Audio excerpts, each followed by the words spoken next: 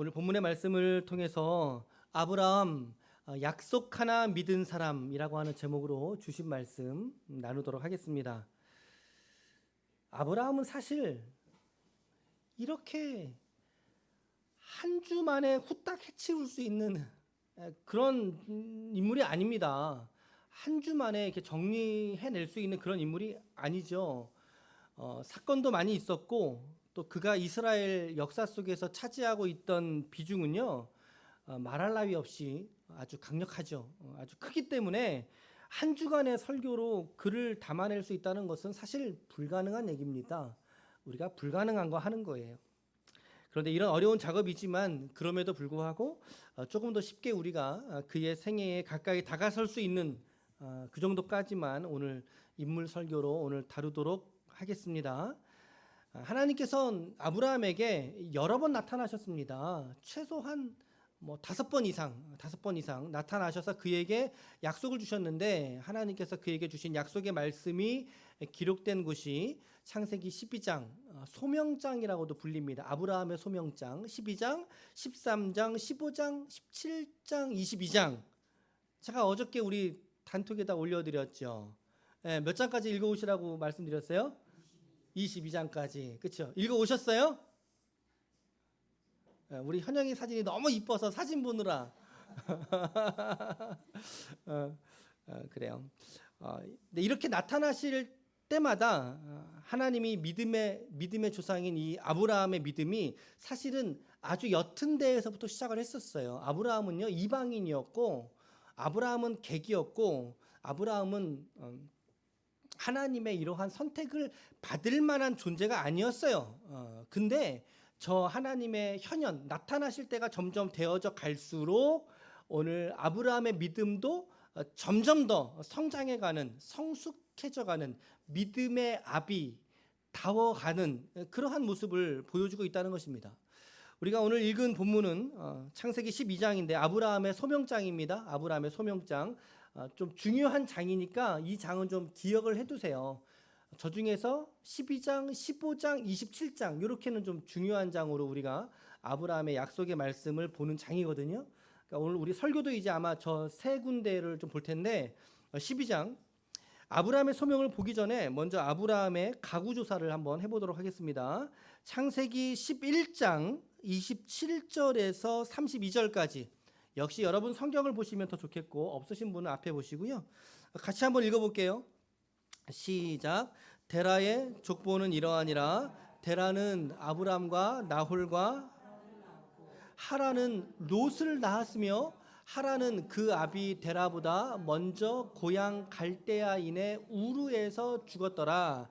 아브람과 나홀이 장가들었으니 아브람의 아내의 이름은 사레며 나홀의 아내의 이름은 밀가니 하란의 딸이요 하란은 밀가의 아버지며 또 이스가의 아버지더라. 사레는 임신하지 못함으로 자식이 없었더라.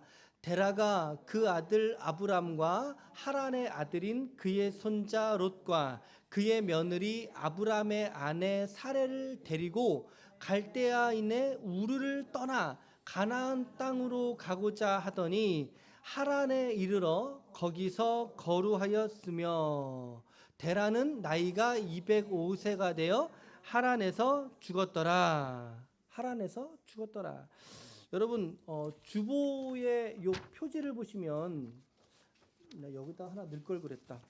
표지를 보시면 아브라함의 이동 경로 그렇게 돼 있죠. 저 이미지를 드렸어요. 그러니까 아브라함과 그 아버지 데라가 어디 사람이라고요? 갈대아의 우르, 거기 오른쪽에 우르라고 되어 있는 거 보이세요?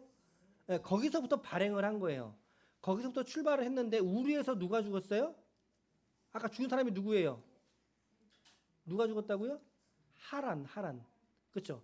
하란이 28절에 아버지 데라보다 먼저 고향인 우르에서 죽었더라. 우르에서 그러니까 하란이 죽었고 나머지 사람들을 데리고 데라가 어디로 가요? 하란으로 가게 되죠. 하란으로 가게 돼요. 그리고 아버지 데라가 어디서 죽어요? 하란에서 죽게 되죠. 하란에서 죽게 돼요. 그러니까 데라에게는 세 명의 아들이 있었는데 말씀에서 본 것처럼 아브라함과 나홀과 하란을 낳았대요. 근데 아브라함의 아버지는 데라고, 그런데 그 아들이었던 하란이 룻을 낳고 우르에서 아버지 데라보다 먼저 죽습니다. 그러니까 이제 아브라함에게는 롯이 조카가 되는 셈인 거죠. 아마 이제 아브라함의 큰 아들이었던 거, 큰 아버지였던 거죠. 그러니까 이제 조카인 롯을 거둬들여서 키웠던 거예요.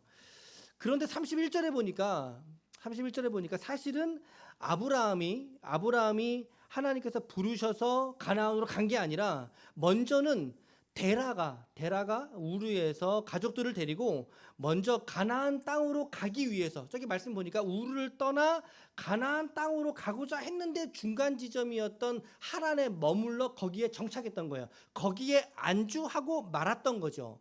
근데 거기에서 아버지 데라가 죽고 난 이후에, 아버지의 초상을 치르고 난 이후에야 비로소 오늘 본문의 말씀인 창세기 12장의 부르심을 하나님이 아브라함에게 말씀하셨다라는 것입니다. 부친 상황을 당하고 나서 그 자리에 머물러 있는 아브라함에게 하나님이 하신 말씀인데, 그에게 말씀으로 약속해 주십니다. 세 가지를 약속해 주셨어요. 첫 번째는 큰 민족을 이루게 하겠다. 두 번째는 복을 주어서 너를 창대하게 하겠다. 세 번째로는 너 자신이 뭐가 된다? 복이 된다. 너 자신이 복이 될 것이다 라고 말씀해 주고 있다는 거죠. 저는 어쩌면 이 말씀이 오늘 저와 여러분들에게도 주시는 말씀일 수 있습니다. 여러분, 한번 생각을 해보십시오. 지금 아브라함은요, 그의 가정은 우르에 있었다 그랬잖아요. 우르에. 그 아버지 데라가 그 땅에서 다른 신들을 섬기며 살던 가정입니다. 하나님을 전혀 모르던 가정이에요. 탈무드의 전승에 의하면 데라가 우상을 만드는 직업을 가졌다, 이렇게 기록되어져 있어요. 우상을 만드는 가정에 있었다면 아브라함도 뭐 했었다는 거예요? 그렇죠. 똑같이 우상을 숭배하며 살던 사람이라는 거죠. 아브라함은 전혀 하나님으로부터 이러한 선택을 받거나 또 약속의 축복을 받을 만한 어떤 자격이나 조건을 전혀 갖추지 못했던 사람이라는 거죠. 그런데 어떻게 돼요? 하나님의 완전하신 선택 가운데 그가 이스라엘의 시조로서 하나님이 그를 선택하고 그에게 약속의 축복을 하나님께서 그에게 허락해 주지 않습니까? 여러분, 하나님의 축복이라는 것은 여러분들의 조건에 의해서 달려있는 게 아니라는 것이죠.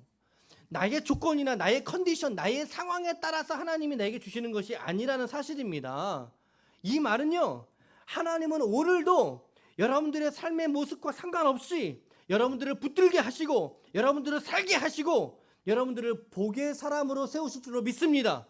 여러분들의 환경과 상관없이 오늘 내 믿음이 연약하다, 내 믿음이 부족하다, 내가 죄가 많다, 하나님께 어떻게 나아갈 수 있을까라고 하는 나의 염치 없는 믿음에도 불구하고 오늘 하나님은 여러분들에게 복을 주실 줄로 믿습니다.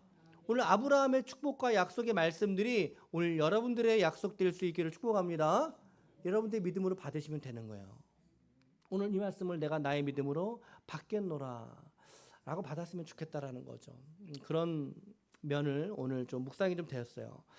이렇게 약속을 받고 나서 보니까 4절에 같이 한번 읽을게요. 시작.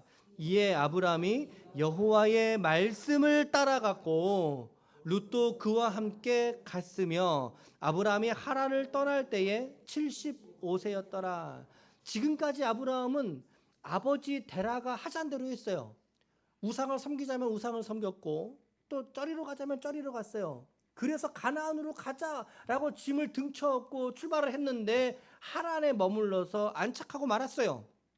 지금까지는 그렇게 살았단 말이죠. 아버지의 의지에 살았습니다. 그러나 그것은 하나님의 뜻이 아니었죠. 그래서 하나님께서 오늘 그를 재촉하고 있는 것 같지 않습니까? 어서 이 말씀을 따라서 너가 발걸음을 내딛어야 된다. 약속의 땅으로 한 걸음 내디디라고 말씀하시고 있는 하나님을 보게 된다는 것입니다. 그런데 아브라함이 말씀해 보니까 여호와의 말씀을 따라갔다라고 이야기하고 있어요. 여호와의 말씀을 따라갔다. 그 말씀을 따라서 발걸음을 띄게 되는 겁니다. 옮기게 되는 것입니다. 그런데 사실은 어디로 갈지 알지 못한 채로 그는 출발을 했다는 거죠. 분명히 어느 행로 중에 하나님의 인도하심을 그가 받으면서 그가 이동했던 것 같아요. 다시 12장 1절 말씀으로 돌아가 볼까요? 같이 읽어요. 시작. 여호와께서 아브라함에게 이르시되 너는 너의 고향과 친척과 아버지의 집을 떠나 내가 네게 네게 네게 보여줄 땅이에요. 보여준 땅이면 가기 쉬워요. 보여준 땅이면 가기 쉬워요. 내가 가는 곳이 어딘지 아니까, 내가 가야 될 곳이 어딘지 아니까 보여준 땅이면 쉽다고요. 근데 하나님이 지금 아브라함에게 정확하게 어떤 땅으로 가라고 말씀하지 않으셨다는 거죠. 그럼에도 불구하고 아브라함이 이 말씀에 의지하고 떠나지 않습니까? 이 말씀에 의지해서 내가 갈 바를 알지 못하지만 하나님이 나에게 말씀하셨으니까 내가 그 약속의 말씀을 믿고 내가 오늘 떠나야 되겠다라고 그 결단하지 않습니까? 여러분, 우리의 삶의 순종도 때로는 이와 같아요. 이와 같아야 돼요. 하나님이 우리의 가야 할 길과 분명한 목적과 목표를 주지 않고 너는 떠나라라고 하실 때가 있다고요. 너는 떠나라. 마치 제가 신도봉 교회를 이제 사임하고 교회를 개척해야 되는 이러한 상황 속에서 제가 뭐 갈 데가 있어서 나왔겠습니까? 갈 데가 뭐 개척지가 결정이 돼서 어디로 가야 되겠다라는 계획이 있어서 나왔겠습니까? 저 처음에는요, 쌍문동이 아니라 그 신도시 개발하는 데 있잖아요. 이렇게 우리 그 서울의 오른쪽 변으로 이렇게 쭉 있어요. 이렇게 제가 거기를 쭉 다 다녀봤다는 거죠. 주님 여기입니까? 여기입니까? 여기입니까? 이러면서 말이죠. 계획이 있어서 나온 게 아니라고요. 그런데 하나님이 가라고 하니까 순종한 거 아니에요? 가라고 하니까 순종해서 나온 거 아닙니까? 그때는 몰랐습니다. 그때는 몰랐어요. 어떻게 가야 될지, 어디로 가야 될지 막막했고 보이지 않았다고요. 그런데 하나님이 이곳을 예비하여 주셨고, 그리고 이윽고 이곳을 만나서 우리가 이곳에 들어오지 않았습니까? 그죠? 이것이 어떻게 하나님의 인도하심이 아니라고 말할 수 있겠느냐는 거죠. 그렇지 않습니다. 철저하게 우리가 하나님의 인도하심에 맡겼던 결과로서 오늘 저와 여러분들이 이 자리에 함께 예배하게 된 줄로 믿으시길 바랍니다. 믿음으로 순종의 길을 떠나니까 하나님이 길을 인도하시더라 이거예요. 그렇죠. 장담할 수 있는 거죠. 내가 경험했으니까, 우리 교회가 경험한 일이니까 떠나라 했을 때 떠날 줄 아는 그런 믿음의 순종이 있기를 축복합니다. 기쁨의 교회를 떠나시면 안 됩니다. 주님이 그런 말씀을 하시더라도 떠나시면 안 됩니다. 마찬가지라는 거죠. 마찬가지. 교회만의 이야기가 아니에요. 여러분들의 인생과 삶의 길을 걸어갈 때도 마찬가지라는 거죠. 우리 인생의 갈 길 우리가 다 알고 가는 거 아닙니다. 한 가지는 분명하게 알지요. 모두가 다 죽음이라고 하는 그 앞에 우리가 서게 되는 날이 있다. 우리가 그거 하나만 분명히 정해져 있지, 우리가 무엇이든 분명히 알고 있는 채로 이 땅을 살아가는 사람들은 한 명도 없습니다. 그렇죠? 그러나 하나님은 오늘 우리에게 말씀하신다라는 거죠. 여러분과 제가 우리가 살아가는 삶의 현장 안에서 누군가에게 분명한 축복의 통로가 되고 생명의 전달자로서 우리가 살아가게 될 것이라고 성경이 말씀하고 있다면, 우리가 가지고 있는 것 놓을 때가 필요하고 우리가 머물고 있는 자리를 박차고 하나님의 말씀에 순종하면서 우리의 믿음의 발을 띄어야 될 상황이 있다라는 것입니다. 그래서 우리에게는 순종이 필요했다는 것이죠. 순종이 우리에겐 필요하다는 거죠. 하나님, 제가 오늘이라고 하는 삶을 하나님께 드리어 바치기를 원합니다. 저의 삶을 주장해 주시고 저를 돌보아 주십시오. 제가 가야 될 길을 잃지 않고 이 믿음의 길을 걸어가게 하여 주십시오. 아브라함처럼 말이죠. 보여줄 땅으로 가라고 하신 말씀에 순종했던 것처럼 우리가 순종으로 우리의 인생의 길을 살아갈 수 있기를 축복합니다. 이렇게 길을 떠났던 아브라함이 마침내 가나안 땅으로 들어갑니다. 여러분, 그 가나안 땅 앞에 마침내라고 기록되어 있는 거 유념해서 보셔야 돼요. 마침내 가나안 땅으로. 그러니까 아브라함의 목적지가 어디였다는 거죠? 가나안 땅이었다는 거예요. 가나안 땅. 그러면서 이제 8절 말씀해 보니까 베델과 아이 사이에, 그렇죠? 베델과 아이 하니까 떠오르는 게 뭐예요? 사사기의 아이성 떠오르실 수 있어요. 그곳에서 이제 여호와의 이름을 부르며 생활하게 되는데, 그 땅에 기근이 찾아들게 돼요. 기근이 드니까 아브라함이 어떻게 돼요? 그 땅을 버리고 애굽으로 내려가게 됩니다. 내려가게 돼요. 애굽에 내려가서 이제 뭐라고 합니까? 자기 아내가 사라인데 사라 이게 같은 이름이에요. 이 사라를 누구라고 뻥치죠? 자기 아내를 자기 누이라고 뻥쳐요. 자기 누나라고 말이죠. 아내라고 말 못하고 자기 살려고. 왜 그럴까요? 사라가 너무 이쁘니까. 사라가 너무 이쁜 나무지 이제 애굽에 내려가면 저 사람들 나를 죽일 거야. 그러니까 아내라고 하지 말고 그냥 누나라고 하자. 이랬던 거죠. 누이라고 하자 이랬던 거죠. 참 이런 아브라함의 모습을 묵상하면 참 남자답지 않은 쪼잔해 보이지 않습니까? 여성을 좀 보호해주고 맡아주는 게 아니라 되려 여자를 이렇게 아내를 버리지 않습니까? 이런 모습이 참 실망스러운 모습 중에 하나죠. 먼저는 기근에 들자 하나님의 약속하신 땅을 버렸다는 것도 실망스러운 모습이에요. 사실은 애굽으로 내려가니까 기근 때문에 내려가잖아요. 그런데 더 나아가서 그 땅에 내려가서도 아내를 버렸단 말이죠. 7절 말씀해 보시면 여호와께서 아브라함에게 나타나 이르시되 내가 이 땅을 네 자손에게 주리라. 분명히 약속으로 그 땅을 받았어요. 근데 기근 드니까 어떻게 돼요? 애굽으로 내려가잖아요. 여러분, 상황에 따라 바뀌는 믿음은 참된 믿음이 아닙니다. 바뀌는 믿음은 참된 믿음이 아니에요. 지금 아브라함의 믿음도 제가 뭐라 그랬어요? 12장부터 22장까지 하나님이 5번 이상 아브라함에게 나타나시는데 그때마다 아브라함의 믿음이 점점 더 어떤 믿음이 돼간다? 완전한 믿음, 온전한 믿음이 돼간다라고 말씀드렸죠. 지금 12장 본문이에요. 아직은 아브라함의 완전한 믿음이라는 게 없을 때예요. 아브라함 보시라고요. 상황에 따라 그의 믿음도 달라지지 않습니까? 완전한 믿음의 때를 보여주지 못하잖아요. 기근 뜨니까 떠나요. 약속으로 네게 줄게라고 하나님이 인쳐주셨는데 그 말씀 까맣게 잊어버리고 배고프니까 떠나잖아요. 죽을까 염려되니까 아내 버리잖아요. 이러다 주님도 버리겠어요. 아브라함도 여지없이 우리와 같은 연약한 사람이었다라고 하는 것을 보여주는 대목이죠.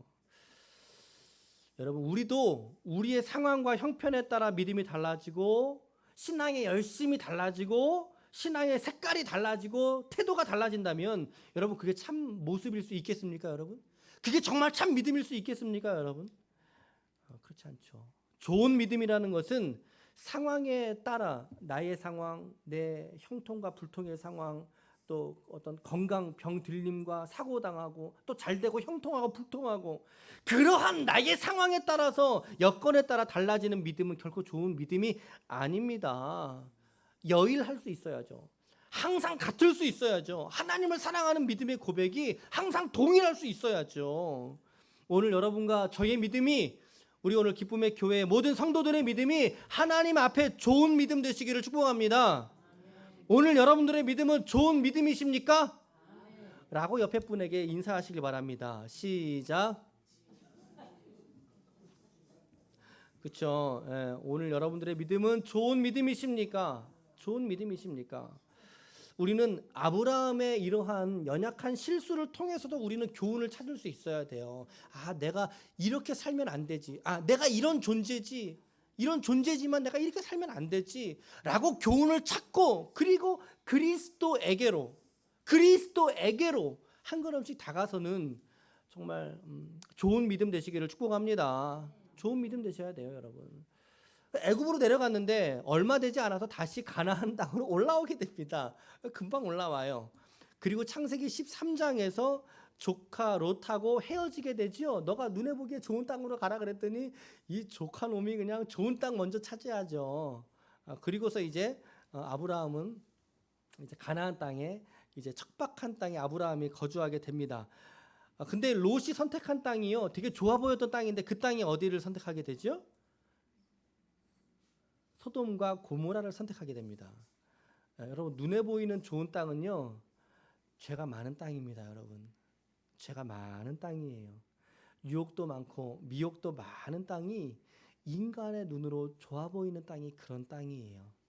그러니까 너무 좋은 땅 찾아다니지 마세요. 좋은 땅. 아브라함은 가나안에 머무르게 되고, 그리고 그 어간에 몇 가지의 일들이 일어나게 되고, 15장으로 와서 하나님이 아브라함과 또다시 언약을 갱신합니다. 또다시 언약을 갱신합니다. 환상 중에 아브라함에게 나타나서 이렇게 말씀하시죠. 같이 읽을게요. 시작.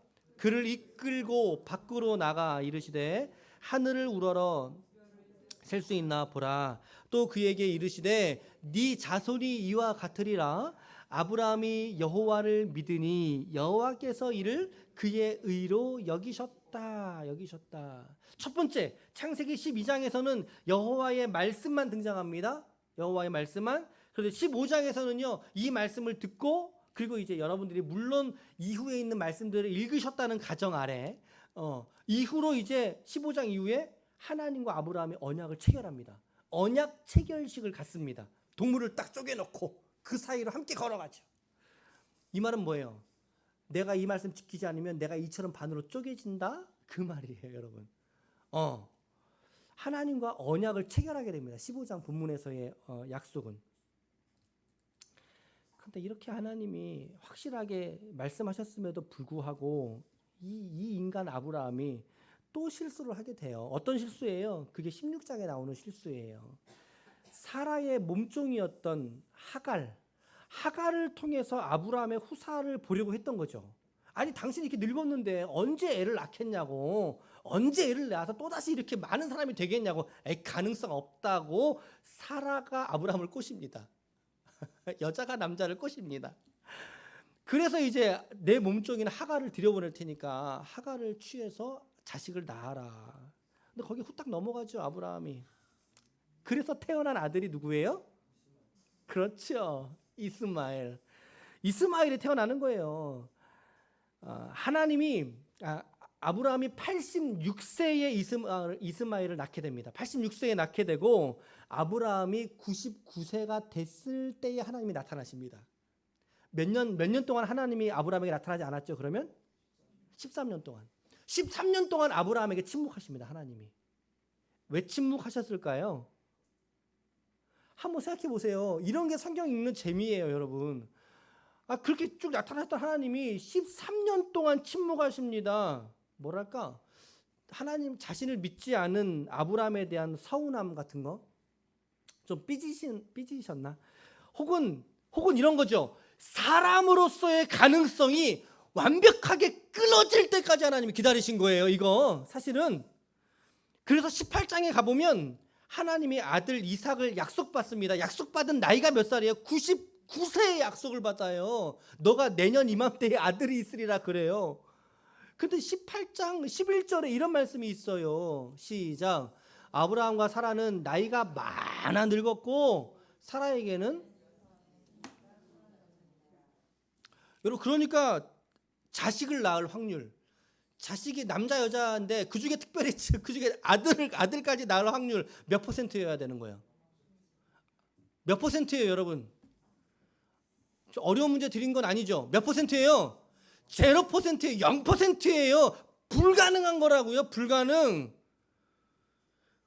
여러분, 인간으로 할 수 없으나 하나님은 하실 수 있는 줄로 믿습니다. 이럴 때 크게 아멘을 해보세요. 네.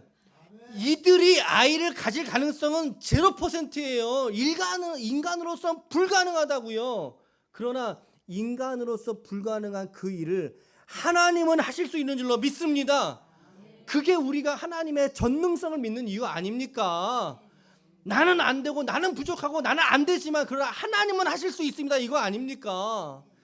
하나님은 인간의 힘으로 할 수 없다, 여기는 그 일들까지도 이루시는 하나님이신 줄로 오늘 내가 믿습니다 라고 하는 믿음의 고백이 오늘 여러분들의 고백 되시길 축복합니다.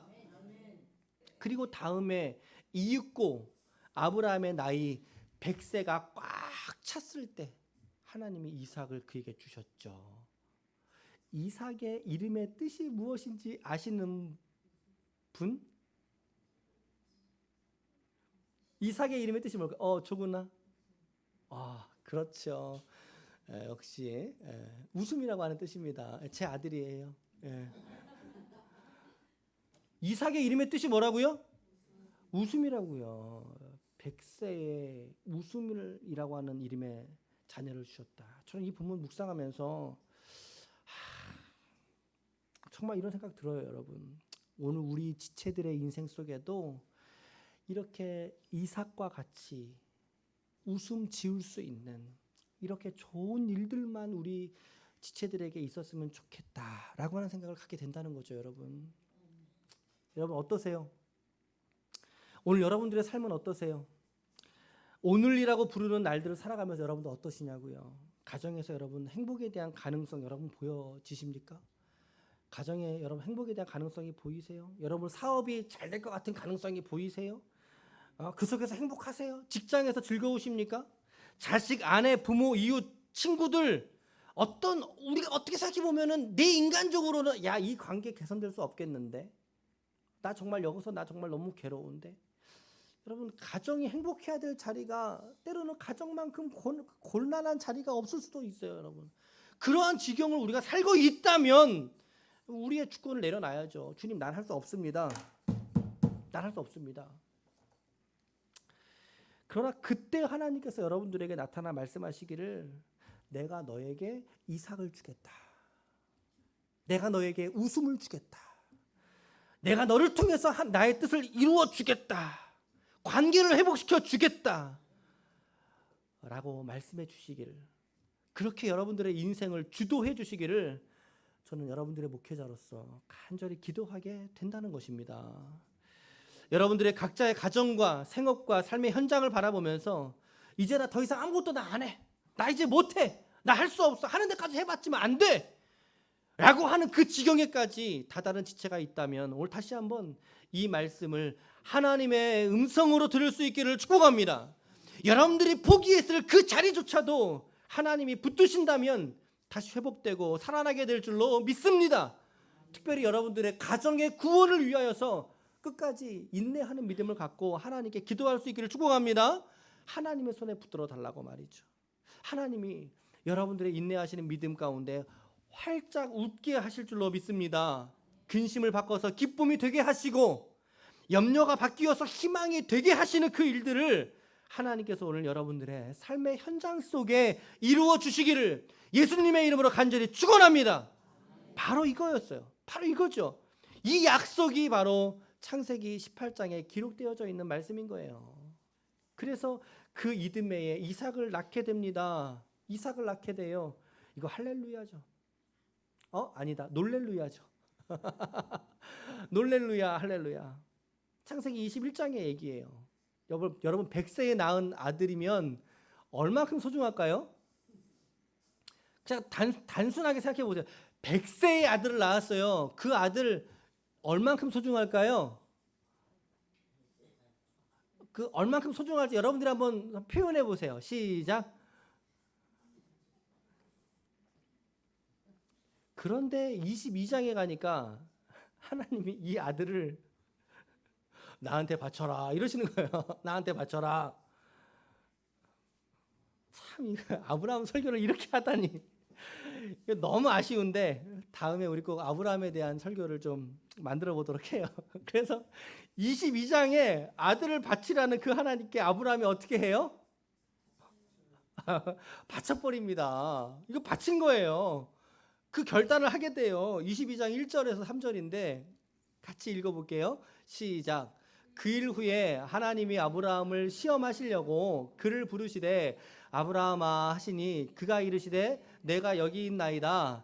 여호와께서 이르시되 네 아들 네 사랑하는 독자 이삭을 데리고 모리아 땅으로 와서 내가 네게 일러준 한 산에 거기서 그를 번제로 드리라. 아브라함의 아침에 일찍이 일어나. 뒤에는 더 읽지 말자고요. 괴로우니까. 어디서 사람이 또 이럴 수 있어요? 이삭을 잡으라고 할 때 하나님이 말씀하시니까 아침에 일찍 일어났대요. 저 말은 고민했다는 거예요? 안 했다는 거예요? 밤을 샜나 그러면 혹시? 그럴 수도 있구나. 일찍이 잠자다 일어나라고는 안 했으니까 일찍이 일어났다고 하니까 밤을 샜을 그렇게 가면은 제 해석하고 달라지니까 그렇게는 하지 말고요. 예. 여러분 빨간색 글씨 보세요. 고민했다는 거예요? 안 했다는 거예요? 안 했다고 하세요 빨리. 했다는 거예요? 안 했다는 거예요? 안 했다는 거죠. 아침에 일찍 일어났으니까. 그러니까 마음에 아멘 한 거예요. 아멘. 그리고 이제 그를 데리고 터벅터벅 가는 거죠. 아들 이삭을 잡으려고 할 때 하나님이 분명히 저 말씀 보세요. 2절에는 어떻게 말씀하셨어요? 그 앞에 중간에 그를 부르시되 뭐라고 하셨어요? 아브라함아 이렇게 말씀하셨어요. 그런데 하나님께서 아브라함이 그 아들 이삭을 잡으려 할 때 하나님 어떻게 말씀하신 줄 알아요? 두 번 반복해서. 저게 느림표일까요? 느낌표로 말씀하셨을까요? 느낌표로. 그렇죠. 스타카토로 아브라함아 이렇게 말씀하신 거예요. 여호와의 천사가 와서 놀란 거죠. 정말 잡아 죽일까 봐. 그랬더니 12절에 같이 한번 읽어볼게요. 시작. 그에게 아무 일도 하지 말라. 내가 네 아들 네 독자까지도 내게 아끼지 아니하였으니 내가 이제야 네가 하나님을 경외하는 줄로 아노라. 아멘. 완벽한 믿음을 갖게 된 거죠. 이제 이해가 되시겠어요? 창세기 12장의 아브라함의 믿음과 지금 22장의 아브라함의 믿음은 결코 똑같지 않습니다. 근데 이 아브라함의 믿음을 이루신 게 누구실까요? 하나님이시는 거죠. 하나님의 믿음. 오늘 여러분들의 믿음을 하나님께서 이루어 가시는 줄로 믿습니다. 오늘이라고 하는 삶을 하나님의 말씀을 따라 터벅터벅 살아갈 때 하나님이 여러분들에게 믿음을 주시고 그 믿음을 이루어 가시는 분이 하나님이시라는 거예요. 그랬더니 수풀에 걸린 순양을 예비해서 이삭을 대신해서 바치게 하시죠. 그래서 저 산의 저 땅의 이름을 뭐라고 했게요? 여러분들이 정말 익히 하는 이름인데 뭐라고 했을까요? 뭐라고? 여호와의 산에서 준비케 되리라, 예비케 되리라. 뭐라고요? 여호와 이레 하나님, 예비하신 하나님. 할렐루야. 하나님께서 여러분들의 인생을 오늘도 예비하시는 줄로 믿습니다. 아멘. 아멘. 모리아산에서 이삭을 바친 사건이 있은 직후에 드디어 22장 15절로 18절까지의 마지막 아브라함과 하나님과의 약속의 말씀이 체결되게 됐지요. 같이 읽을게요. 시작. 여호와의 사자가 하늘에서 두 번째 아브라함을 불러서 이르시되 여호와께서 이르시기를 내가 나를 가리켜 맹세하노니 내가 이같이 행하여 네 아들 네 독자도 아끼지 아니하였은즉 하늘의 별과 같고 하리니 내 씨가 그 대적의 성문을 차지하리라. 또 내 씨로 말미암아 천하 만민이 복을 받으리니 이는 네가 나의 말을 준행하였음이니라 하셨다 하니라. 아멘. 아멘. 저 씨는 궁극적으로 그리스도를 예표합니다. 그리스도를 예표합니다. 14년 전에 그렇죠? 하셨던 그 말씀을 다시 한번 하나님이 마지막으로 아브라함에게 체결해 주고 계시는 거예요.